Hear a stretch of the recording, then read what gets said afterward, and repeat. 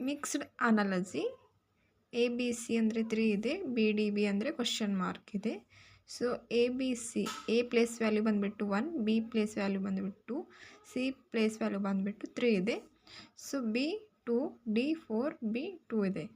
So ಇಲ್ಲಿ ಲಾಸ್ಟಲ್ಲಿ 3 ಇದೆಯಲ್ಲ, ಅಲ್ಲಿ 3 ಬಂದಿದೆ.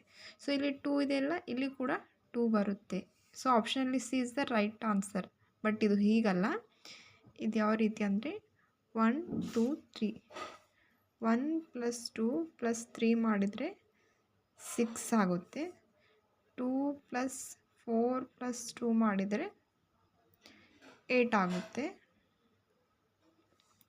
ಸೊ 6ನ 2ಇಂದ ಡಿವೈಡೆಡ್ ಮಾಡಿದ್ರೆ 3 ಬರುತ್ತೆ. 2ಇಂದ ಡಿವೈಡೆಡ್ ಮಾಡಿದರೆ 4 ಬರುತ್ತೆ. ಸೊ ಆಪ್ಷನಲ್ಲಿ B is the right answer.